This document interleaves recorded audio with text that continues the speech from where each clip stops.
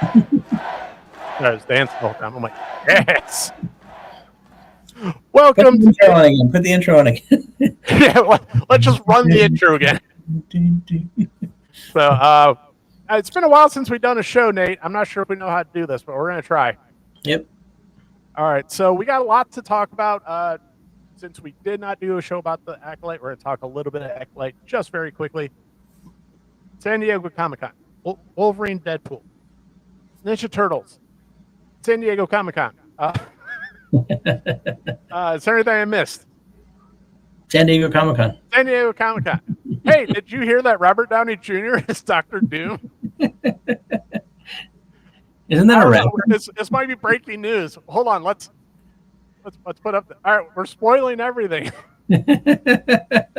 Even though it's old news. Even though it's like in the nerd sphere, it's 2 years old.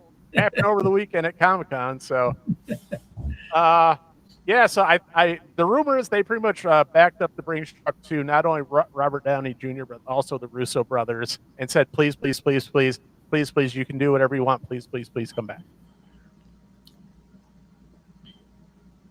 I thought it was a joke. I really thought that it was a joke when I first saw it. I was like, really? Like, someone's trolling the internet again. That's how I was like, because the video showed, I was like, well, that's not a thing. That you can't do that. And it turns out they're doing that. He's gonna pretty much be the star villain in, was it Doomsday and Secret Wars, the next two Avengers films. And I think it just proves like they're out of ideas. They know they screwed up, and this is the throw money at the problem, throw money at however much money it takes to do the last thing we were successful with. Go get those guys, and we're gonna try it again. Well, I believe RDJ's compensation is gonna be over $100 million for these two. Oh. Remember when everybody was like freaking out when people were making $20 million a movie? Mm-hmm. Those were the good old days. I think that was the 90s, late 90s into the 2000s, and they started like insuring body parts like J-Lo's butt. Those days were fun.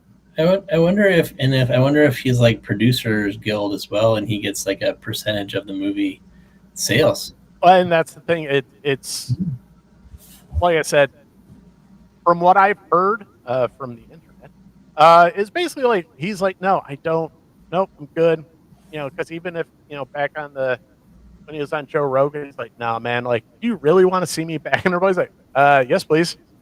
So it's, I would not be surprised if he's almost got that Keanu deal from the Matrix, where he walks away with not as much as Keanu, because I think Keanu made like almost $500 million off the Matrix movies.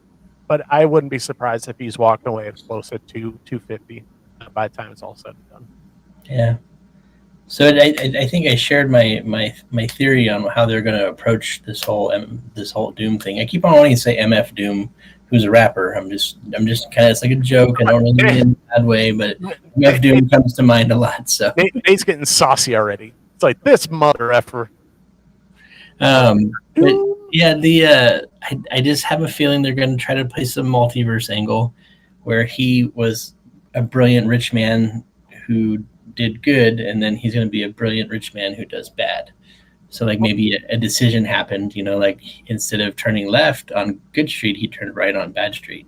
Yeah, and I think the rumor I heard, I know there's stories out there. I know there's comics that have been done with RDJ's Doom. I haven't read them, so I'm not going to bullcrap you, but things I've heard is basically like, hey, the Starks actually adopted Tony. He was, you know, some orphan from some crazy little, you know, Eastern European bloc country. Latvia? Yeah. So it just happened to be Victor Von Doom became Tony Stark and not the other way around. So, but yeah, that's one of the things I put as one of the drawbacks. Well, I think actually overall, I think the entire move is a drawback because one, you're ruining the introduction of Victor Von Doom because people are just going to be confused. Be like, no, he's Iron Man. But no, he's Doom now. duh. Or if they do play the multiverse, where then you have to get another actor to come and play Doom, and then is he going to be as good and as popular as RDJ is when it comes to MCU? No, unless maybe Chris Hemsworth could do it. But yeah, we're just going in circles. But You know, in Stranger Things, who's the guy that played Master of Puppets on the top of the trailer? Eddie, yeah, Eddie looks like Robert Downey Jr. to me. well, Eddie is going to be Johnny Storm in Fantastic Oh, Four. okay. I was going to say they should put him as Iron Man, and then they would look alike, and then they would trick everyone. Yeah, and it's funny you say that, but it's unfortunate. Like, sorry, he's already cast in another movie. But yeah, there's at this point, I think a lot of fans are kind of throwing in the towel. Be like, do what you want. Like, obviously, canon and lore, and as we were talking before we got on, lore doesn't mean anything to these guys. So just make a cool movie, I guess, at this point. I feel like if there would have been some more deaths after Endgame in the MCU, like if Ant-Man would have died or Rocket Raccoon would have died, like it might have had a little more substance to it. But well, and the problem is when you kill your biggest piece of your franchise saga, it kind of leaves you very little places to go. That's why he shouldn't have been killed in the first place. I understand, like, hey, the sacrifice and everything, but hey, we still gotta keep this thing a moving. So, and let's be honest, it's comic books. No one has to stay dead and all that. And people are like, oh, between Wolverine and Deadpool and Endgame, like their sacrifices meant nothing. It's like, is this your first day in comic books? Or have you not watched a soap opera? Because they're kind of the same thing.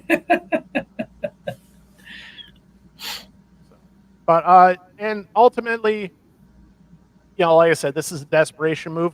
Nate, do you think this actually fixes the MCU, or is it just they're just going to gimmick town and work like whatever to make a buck? It's hard to say. I know. I don't know. I would imagine. I feel like they know that they were falling off the edge of the cliff. And hopefully, if they steer the boat back on, they'll take things a little more seriously and go for quality over quantity. And I'm excited to see what they're gonna do. It might be horrible. I'll probably still watch it. I really wanted to see the Blade movie, and then Wesley Snipes had a very key line where he kind of looks into the camera. I was like, we're gonna get to that because Deadpool Wolverine shit all over everything, and I was here for it. So, but in my opinion, it doesn't fix anything. I mean, it's a Band-Aid and it's cool, but I think long run for the MCU, like I said, you're gonna have issues bringing in another Doctor Doom if you already had issues because you didn't feel like recasting Iron Man. You haven't recast anybody else. You've just kind of done the whole mantle swap with Captain America, and let's see how well that's going. Oh, everybody hates it because they hated it when they did it in the comics because you can't there's certain characters you can't just swap mantles. You just can't. Yeah. Captain America, Batman, Superman. Insert your favorite character. Certain characters you definitely can. Other characters you can't. And Steve Rogers is Captain America. Peter Parker is Spider-Man. Peter Parker. Spider Pig. Yes. I watched it. I saw a meme where they showed a picture of The Simpsons, and he's like, everybody knows exactly what's going through your head right now. And he's got Peter Parker, and everyone goes, Spider Pig.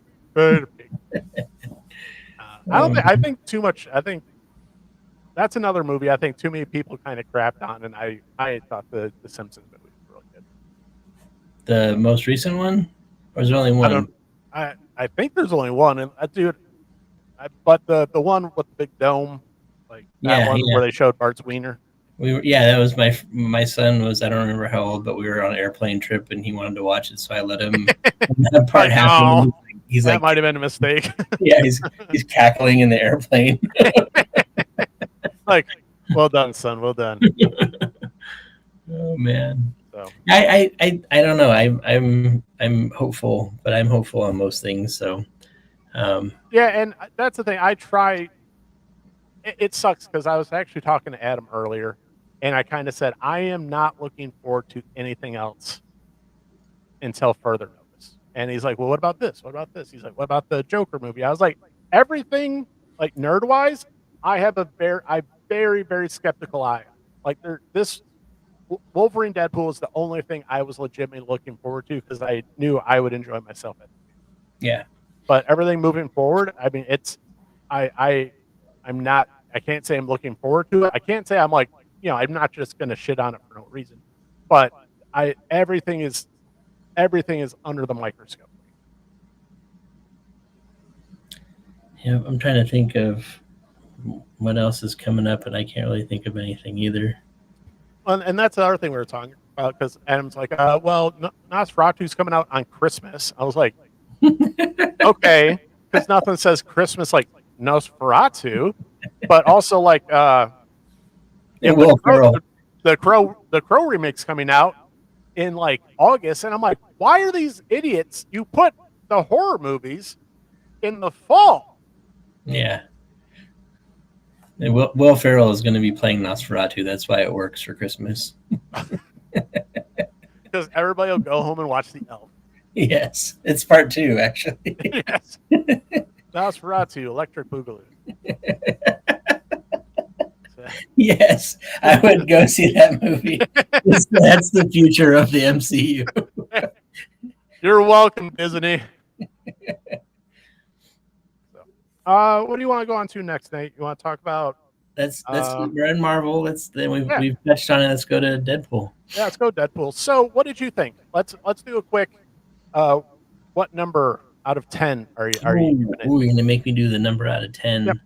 Because I'm kind of in between numbers, so I'll see if your number sways mine.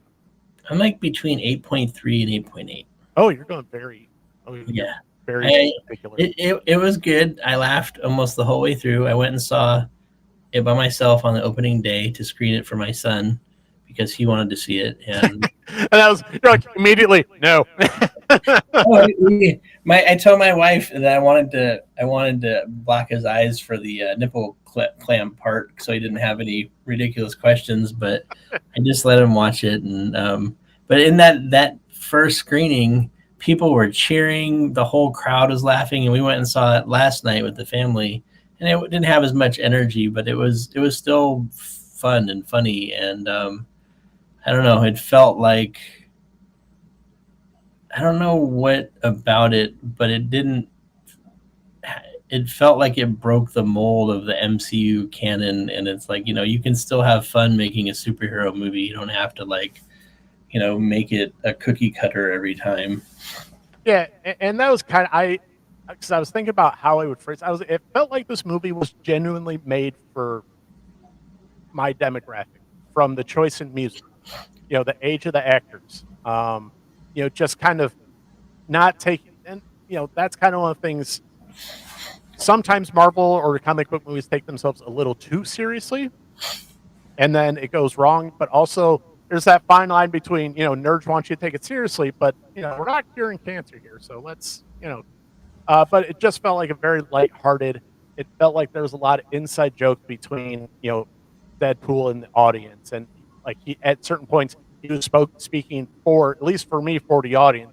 Every shot he took at Marvel, every shot he took at Disney, taking shots at the multiverse, and all those things, and then, but also like all the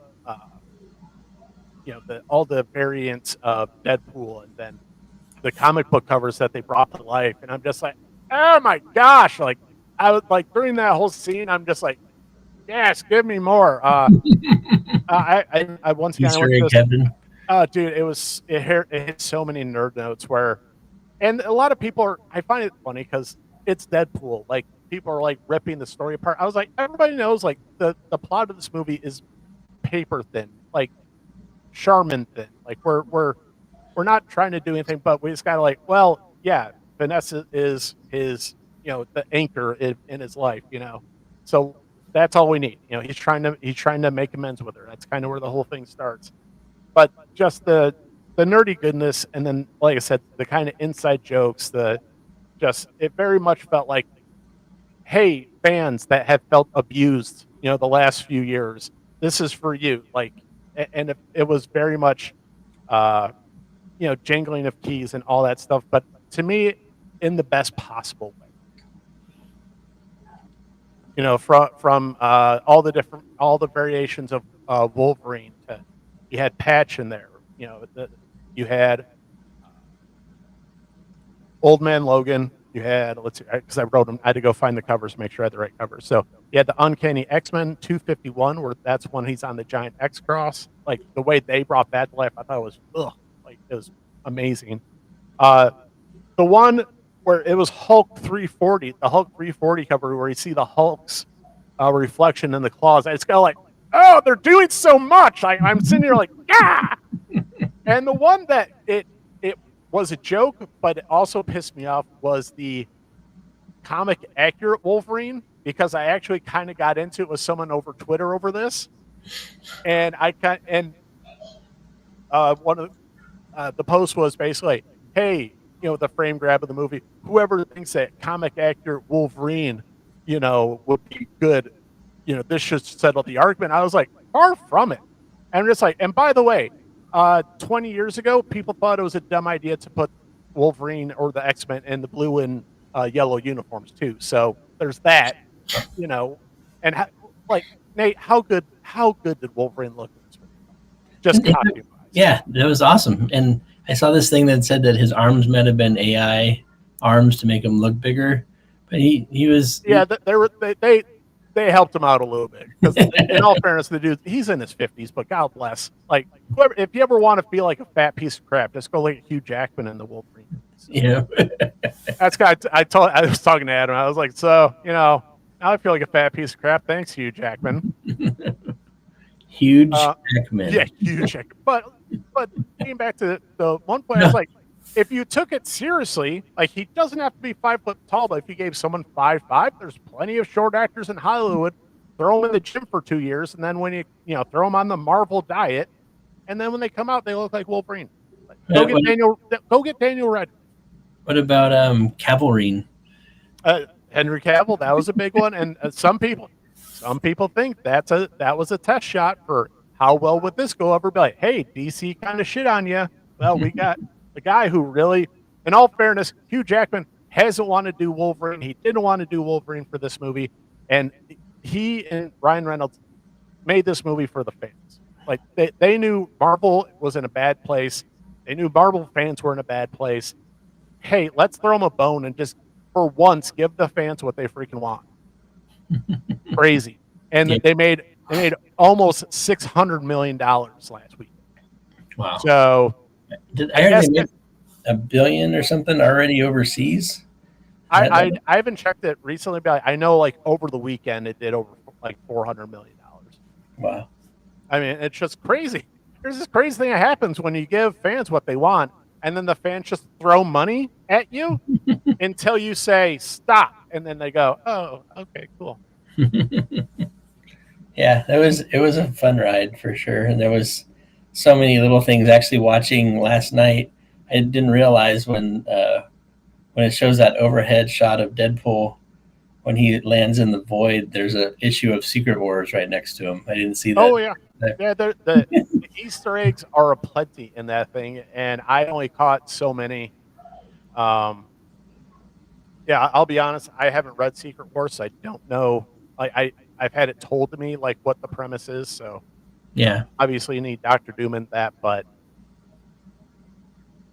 they still haven't hired a writer for those movies. So it's like, yeah.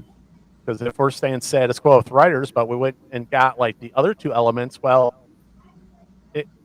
bad writing can still screw this up. So. Yeah. But yeah, Adam and I went and saw it. We went to like a 1 o'clock show, because I try not to be like in crowded theaters in general, and also I don't like, because I've been to bigger screenings of movies, and sometimes you kind of get sucked into the energy and all that, and I was like, I don't want that. I want to have my own honest reaction. And then there was only one point where I kind of started yelling, and that's when he went to go put up the cow, and I was going, yes, yes. And a couple other people were like, yes. I was like, yes. I put this let's on go. when I'm going to kill or something. I was like, yes, yes. And then it started like, yes, let's go. And then, and that's another thing that should solve the argument of anytime a superhero's in, I'll call it battle mode, their eyes should be white, because he looked so great with just the comic book accurate wide eyes. And I only remember seeing that in one other movie for like just a few seconds, and that was Batman Forever, where they had the thing come down and you can see his eyes white. I remember I was like, oh, that looks so great, because that's a huge comic book thing for me. Like, I love Ninja Turtles, where anybody can do Ninja Turtles. There's lots of different variations, but when they go into battle mode or fighting mode, their eyes had better be white, and that's a huge comic book thing. Yeah. So yeah, and I just want to say Blade was awesome. I was extremely and I was also wonderfully pleased about Gambit, because he got to finally make his move. That was a deep pull. That was a deep pull. And that was one thing I was like, it's so nice to see proper Gambit. Yeah. Like Gambit doing Gambit stuff, because if you took a younger X-Men fan and you told them, when I was growing up, the only person cooler than Gambit was Wolverine. Yeah. Other than that, Gambit was the freaking man. Like, and people would battle you if on the Wolverine. But it was just like, be like, no, like, they went a little overboard with the accent, but like overall, like, it was just cool. Like, that's freaking Gambit. Yeah. That line though, there'll only be one blade. Oh, he looks into the camera. I'm so surprised that they kept that secret, because that was such a cool cameo. You walk out, I was like, there's no way Wesley Snipes. What the hell, crap? It's Wesley Snipes. Yep. And he looked great, and he's always been a martial arts workout guy, so he looked great. And then he had a little white in his beard. I was like, yeah, we could do another Blade movie. I'd be perfectly okay with that. Yep. Even the cutaway to Deadpool, and he's in the car, and he like looks at the camera. He's like, yes. Yep, that's right, bitches. That's right. Daddy's. And I have to say that Cassandra Nova putting her fingers through the face was quite the creepy. That was one of the things I wanted to talk about, because Cassandra Nova, not going to lie, know nothing about that character. I've heard that, she's Xavier's twin that died in the womb or whatever and tried to kill him. Anyway, I thought her performance was excellent. She had excellent screen presence. Sometimes people kind of, don't pop, pop on screen, whatever you want to say. But I thought her performance was excellent. And yeah, just her whole, literally getting inside your brain, not the Xavier way where it just kind of goes, that, but like, actually, I have my fingers in your brain. I was like, well, that's nightmare fuel. Thanks, guys. He said, my brain tasted your fingers and they taste like hate. It tastes like hate.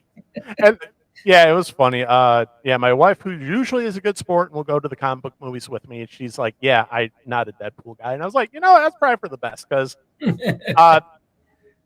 one of my big things with Guardians of the Galaxy 3 was James Gunn turned up to 11, and it was almost a little bit much for me, where I was like, okay, like, half this budget went to, music that he liked, and I get it. But if you have an issue with Ryan Reynolds being Ryan Reynolds, because this is Ryan Reynolds, he's not quite at an 11, but he's definitely at a 10. So, like, you better be okay with Ryan Reynolds, all his quips and all that stuff, because that's you're getting level 10 Ryan Reynolds. Wasn't he allowed to not improv because of the writer's strike or something? That whole thing. See, here's the thing. As it turns out, if you're a big enough star, they kind of just look the other way, because there was always, oh, hey, this movie's still in production. They got a special waiver, which means They really need this movie to do something. So I think for the most part, it was do what you want, man. Like just and Marvel's pretty much, please go make us some money, please, because we needs it. The stockholders are antsy.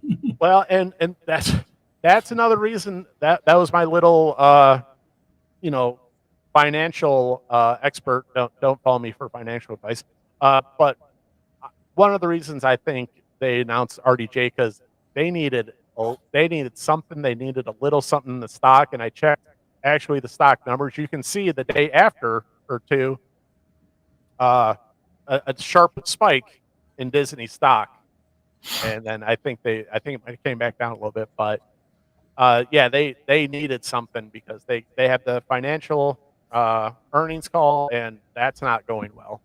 And I think that's next week or the week after. But that was my kind of conspiracy theory where they needed to do something. Like they threw everything at at the wall for San Diego Comic Con with all the stuff for Captain America: Brave New World. Having Harrison Ford come out and actually emote during a panel and actually look like he's kind of having fun, because that guy make that guy not act like he's the biggest star on the planet. It's like, dude, you're still like you're like the last living movie star. Like, yeah, please do something. And he just hates being hamstrung with all these nerdy roles. But it's like, all right, fine, I'll go play it up for the fans. Yeah. But it was and plus all the Fantastic Four stuff. So the Johnny Storm stuff. That was so pleasant because I once again, me and Adam were sitting there and Adam's like, cat, and then he takes off like Catch on Fire. Like, oh, we forgot he was Johnny Storm. Got us. Damn, you got us. Got everybody. And then I don't like Jennifer Garner, so the Elektra thing, I was like, hey, cool, but I still don't like Jennifer Garner. But that was a nice one. X-23, I was happy. 23 came back. I was especially juiced when she put on her glasses. The sunglasses. Yeah. That was a nice touch. Yeah, that was like I said, it seemed like, hey man, let's throw everything we've got into just making the fans as happy as possible, and I think they crushed it for a lot of it. I am surprised at how many people are saying they didn't like it. I was like, do you not just like going to movies and having fun? Because I always have to tone it down for myself, where anytime like I kind of walk out of a theater, I almost immediately have to knock down my excitement for a movie like down at like 1, because I was just like, I just enjoy going to the movies so much. I just get so excited. I'm like, it wasn't that great. And then like 2 hours later, I was like, that wasn't that great. But yeah, so getting to my rating, I'm going to give it 7.5 because I thought it was a lot of fun. Hit all the nerdy notes for me. Stories paper thin, but who cares? It was a fun movie. And is it one of those I'm going to rewatch a lot? Probably not. I think it's the problem with having so many of like the Disney, bashing all it definitely ages the movie. You can definitely say, oh, it's at this point during the Marvel, the MCU, and I think it just kind of dates it. So that might hurt it upon reviews, but for my movie going experience, yeah, it was great. I laughed a ton, more than I should have. Plenty of things I shouldn't have laughed at, but I laughed anyway because I was just enjoying my experience. And I don't get the whole thing about they weren't supposed to mention cocaine, but they repeatedly mentioned it. Yeah, but then here's 17 versions of not saying cocaine. Yep.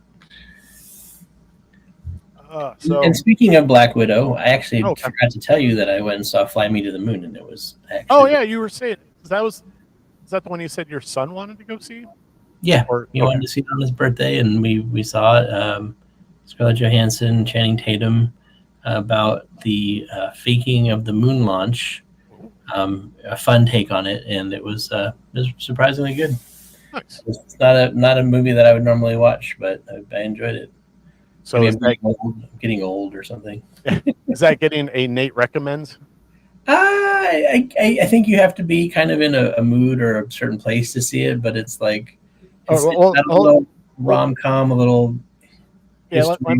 Let me rephrase it. So is it a wait till it comes out on streaming, or is it go see it, or is it a date movie type? Date movie night or streaming, yeah.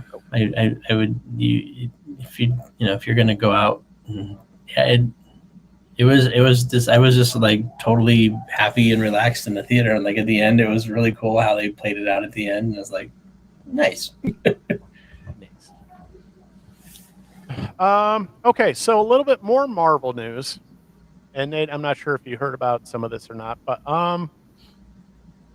Nate, let's just say you made a comic book just for funsies, and your comic book buyer laid down their hard-earned money for your comic book, and then instead of giving them the last few pages, you put a QR code in there where they had to use the QR code in order to get the last few pages. How would you feel about a company that may do that? I would riot.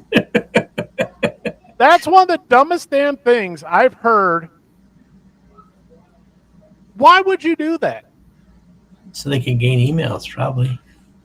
Do you think it's just for the info? Because probably. I would never buy that comic again. And that's what Marvel's doing. I forget what comics are doing that. I don't know if it's one of those, they're just trying it for a temporary thing, but like it was like, nah, I'm good. And I haven't looked, honestly, I haven't looked too much into it because I know everybody's pissed for a few days, but I did want to talk about it. I'm not sure if it's one of those things where, hey, it's actually just bonus material and it's not the actual end of the comic. Can't be too sure about that. But either way, it's like, for how much we're paying for comics now, can I just get the whole damn comic book? It's comics seem to be a struggle right now. Well, that's because they do stupid things like this. Well, it's not even just the major ones. It's indies are a struggle. Yeah, I don't know. I mean, how can you drum up more interest in comics? That's a conversation that I have a lot lately. But yeah, I mean, if Marvel's looking to get more email addresses, I'm sure some people will reluctantly hit the QR code and sign up. Well, yeah, especially I was going to say all the kids that buy comics, but that's not a thing. So, so yeah, some old nerds be like, "What the hell's this? What's a QR code?" For real. Like, why? And then try and read it on their crappy phone or like put up their QR code like in front of their camera and like, it's not working. Yeah. I'm gonna FaceTime Marvel. Yeah, right. I'm gonna write a letter to my congressman and a sternly written. So another thing, and this has really been a disconnect of all the MCU movies, where Marvel has never supported their movies with comic book tie-ins very well. Like when Iron Man came out, like you're like, oh man, like a kid goes, I want to go to get an Iron Man comic and read about Tony Stark. And then when you get to the comic book store, it's Riri Williams, and everybody's like, what the hell's going on? Like, yeah. And Marvel just, and to be fair, DC hasn't done a very good job either, just supporting their movies with their comic books. And now, a very successful, by all accounts, Wolverine Deadpool movie comes out, and what do they do what are they doing with the Deadpool comics? Nate, what would you think would be the dumbest thing they could do to a very popular character at the moment? Change it somehow. If you said kill him, you would be right. That's what I meant. Change. Because they're gonna have Deadpool's daughter take over for him in the Deadpool comic. You know who the best Pool comic is? Yay. Character? Gwenpool. Gwenpool. Everybody loves Gwenpool. Gwenpool is amazing. So, but it's just Marvel. Marvel can't get out of their own damn way. It's just the leadership between DC and Marvel has to be the worst it's ever been, because Jim Lee's asleep at the wheel, charging $20,000 for a commission when he's making a lot of money as being, the figurehead over at DC. But it's just like, what? There's no leadership over there. How does this get through? Like, I don't understand how these decisions. Like, hey, that very popular character who just had the money came out making boats load. Let's kill him and put his kid in charge, because that's worked so well for us over the last few years. Yeah. Anyway, I don't know if you know that Ryan Reynolds' daughter played Kid Pool. Nice. Yeah, it's true. It's true. Nick has turned his back on us. Sorry, I'm trying to find something, but I can't find it. I'm not talking to you anymore. Anyway, I want to talk about a series that just started back up. I was looking for the issue, but I don't remember where I put it. So, my bad. I'm a professional. So anyway, take two. Yeah, take two. So the Ninja Turtles just relaunched with a new #1 and a gajillion covers. And so the rumor was it was a reboot from the Sophie Campbell era, which I think a lot of people were kind of happy to see come to an end in Mutant Town and all that. And they're like, great, we're getting this reboot.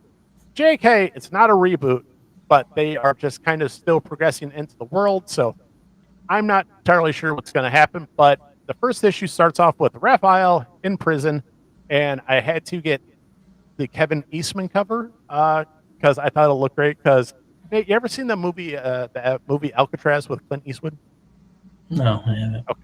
So it's the movie poster for it's very very iconic, where it's Clint Eastwood kind of digging through there's a hole in concrete, and he's got a shiv like thing that he's digging with, and Kevin Eastman did a takeoff on the cover, and I was like, fantastic, because Raph's in prison, no one knows why, but he's kind of working with the warden. Sorry, and I got to spoil. We're spoiling everything. So he's kind of working with the warden for some way. He stops a prison break, and then these ninjas infiltrate the prison as regular jail guys. And then they try and kill Raphael and the warden. They succeed in killing the warden, but not Raphael. And that's when Raphael says, I'm out of here, and escapes prison. So it was, now I say out loud, it's not great, but I enjoyed reading it anyway. So I'm giving it a recommend. But once again, all the turtles are kind of dispersed. They broke up. They all kind of went their separate ways. And this is Raph's part, because I think they're doing four issues, because there's 4 characters. They'll kind of see them be on their own, and then they're going to bring them back together. What do I think is probably going to happen, at least story-wise? I think, and I was thinking about this too, like everybody's like, oh, IDW is going to reboot the whole Turtle universe. Like, why would IDW do that? Because they just had a pretty successful 150-issue run. Why would they that thing that we just did for over 10 years, that doesn't matter anymore? I was like, that doesn't make sense. So, but I think they're kind of doing just keep it all together. Yeah, same storyline, but they're just very quickly going to move away from some of the things from Sophie Campbell's run, which was the Mutant Town stuff. And let's be honest, for some parts were just pretty boring, because the turtles literally weren't doing anything. They were just having Jenica be in a band for certain issues. And I'm like, they're gardening. Yeah, it's just very like, are we going to do some fighting stuff, or what are we going to do? And so far, no Jenica. So I'm not sure how many people that's going to upset.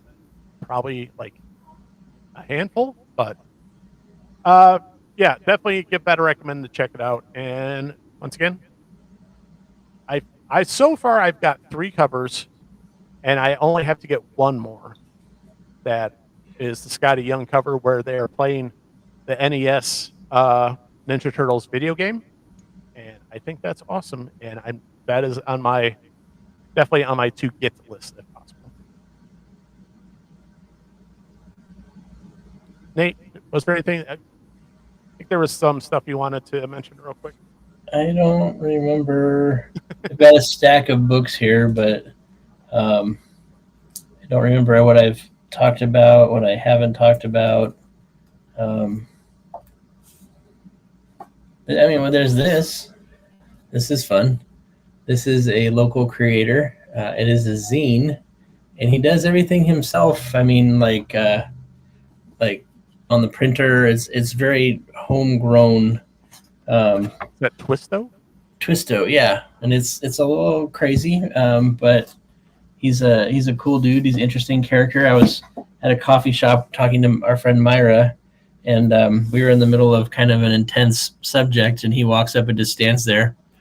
And she had a comic book in front of her. He's like, "You like comics?"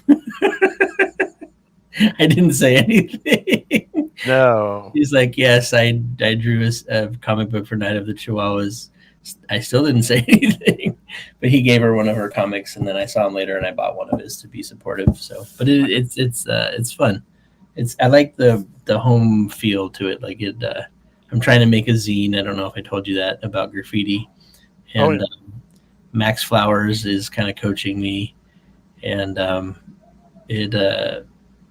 been encouraged to do as much hands-on, try to like make it actually have a feel to it, not just kind of Photoshop everything. So, but I don't know if do you have that cover handy? Can I send it to you?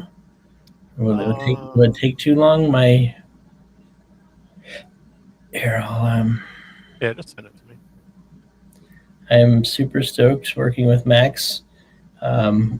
We have over 30 pages penciled, and it's only going to be pencils and digital color. And Max is using, yeah, I did. Did you send an email? I texted it. Should I email it? Yeah, email or Okay. message it over to me. Yep, I'll do it real quick. So Max is using just very minimal colors. What the heck?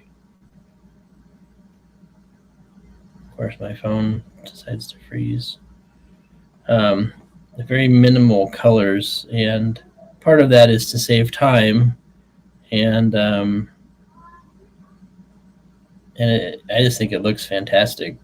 So we have that looks great. We have over 30 pages done, and Max colored 6 pages, and we sent it in to be in an anthology. So I really feel like the colors kind of remind me of oxidation. And this we figured this is a silent horror action comic. Going silent film. Well, there's no dialogue through almost the whole thing. Right. I think there's like one bubble of dialogue at the end and maybe one at the beginning. I like silent comics. Those are cool. Well, I'm hoping it hits well, because the second one will go into a backstory, a history of silence. if you know the history of violence, it's kind of the jokey. But yeah, so that's not the cover. It's just one of the pages. And thank you, Max. This is turning out amazing. So.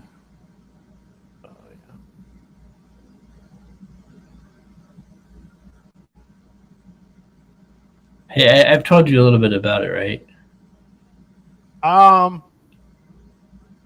Yeah, but I don't remember. So if you want to say it again. Oh, I guess the easy way to say it is the bad guys are actually the good guys. And there's some twists and turns, some things you don't expect. I hope that it's that you don't expect. And it starts off with kind of a Scooby-Doo feel, and then goes into a Friday the 13th meets the Incredibles. So.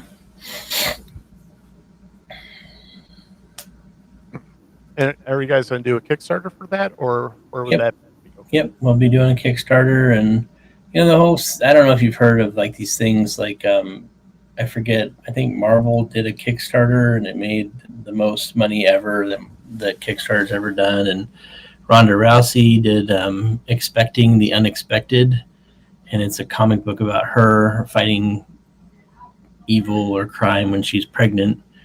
And these things are making tons of money, but it's like pinching all of the indie creators out from a platform that they. Yeah, that's kind of shitty. Yeah. Marvel, you're Marvel. Stop going into indie spaces. I don't like that. Well, the Kickstarter, if you think about it, I'm sure they're probably like, like real money. Oh yeah, yeah. The Kickstarter's like, okay, we'll take a good chunk of your money to buy through us. So yeah, there's in some of the circles I'm in talking, it's people are very unhappy and they're gonna start doing sales online, and it's just hard because it's like They have every right to be upset about that. Yeah, how do you drive that much traffic to a website? I don't see it yet. So I keep using Kickstarter. And that's not a rising tide lifts all ships situation. No, that is you taking all the oxygen out of the room. Yeah. No, so yeah, that's we're gonna do Kickstarter. We've actually got real quick side note. We've got Jeff Monk, who's for real has started Night of the Chihuahuas 2, Chihuahuas from Hell. It's actually being drawn, and Jeff has done some cover art that we probably won't share yet, but it's pretty amazing. And so Family Man and Killer Hair. I'm excited for Killer Hair. I shelved it. I am actually getting writing lessons or coaching from an LA industry experienced writer lady named Kate. So she read Killer Hair. She said it's very good. It's honest. It's sincere, and it could be better in my structure. So I'm going to work on structure and then reapply. So Sophia Cox can I told Sophia we were going to shelf it. She's like, "Are you firing me?" No, we're not. So, Sophie, you're great. You'll be fine. It feels cool to like keep going and keep making stuff. So, that's my little side note there. They got on this tiny little soapbox. Yes. Now he's back down. The rest of us humans. So real quick, we haven't really talked much about it. You're not up on the last episode, but how are you liking the Hot D action? Oh, the Hot D. Woo! I love it. It's I was kind of disappointed at the flow of the first 2 episodes, and I was like, it just felt. There's some kind of surprises and stuff, but it felt really slow and kind of boring. And then you get into episode 3, and things quickly escalate, and it got really good. And I love. I don't know. I think British actors are better. And British and Australian actors are the best. The cinema photography, like everything about that show is so well done. It like why can't more shows do well? It's a tough one just because you're like, it's easily the best written show on television going. Yeah. And it sucks because the last episode is the next episode, and then we're probably not going to get another season for 2 years. Yep. So that sucks. But and we can talk about it, but I really don't need to. Is the act because that was the thing. Everybody's like, $180 million. Crap. $220 million. Longer episodes. It looks amazing. You can see where they spent the money, and it's on the dragons. So the dragons look freaking amazing. Yeah. And if you like dragons, Nate, you should watch the next episode, sir. Yep. Well, I'm waiting for. I watched a few, and then my wife told me to watch a few, and then I was trying to catch her up, and it was funny because she's like, "No, actually, I remember this. Like, I remember that person. I remember the white worm. I remember."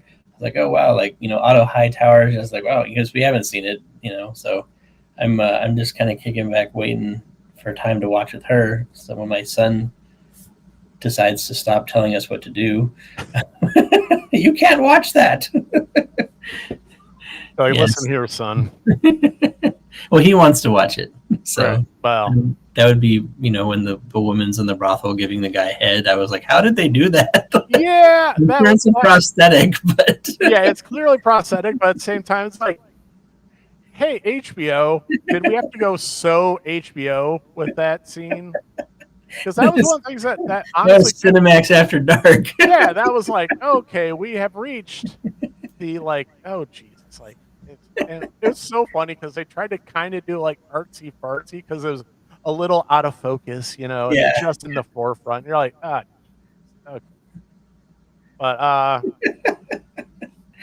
what we were talking about before the show, we're just HBO goes so HBO on stuff, and that's one of the reasons I didn't really watch that much of Game of Thrones because it's just like, yeah, there's some cool stuff, but there's also like, all the debauchery of, just think of what HBO does, but HBO takes it to a 10. I'm just like, oh, geez, okay.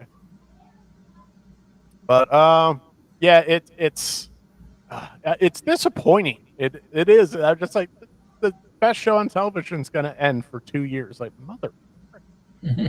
Yep. And there's going to be more dragons. Like so seasons in a row. So hopefully they'll get approved to just continue making like 4 seasons in a row. Well, I think they basically have the green light to go to season 5 because I think that's what's supposed to be 4 or 5 seasons. But also I always think that's kind of the sweet spot for a show. I hate when there's like, well, we're just going to keep this thing going. Be like, do we have to? Like, can we take a break? Because, like, if you're going to make that's why I'm so bad at like catching up on like streaming shows. Because if I see a show's got like 12 seasons, I was like, automatic pass. Like, it's amazing. Automatic pass. It's got 12 seasons. Like, I'm the guy who goes to the bookstore and looks at Stephen King books. And I say, too much work. Nope. Not. I just know that's not going to happen. I hope they make it soon because like Stranger Things, all those kids are now geriatric and yeah, they're all having kids in high school now. So isn't Millie Bobby Brown like actually married now?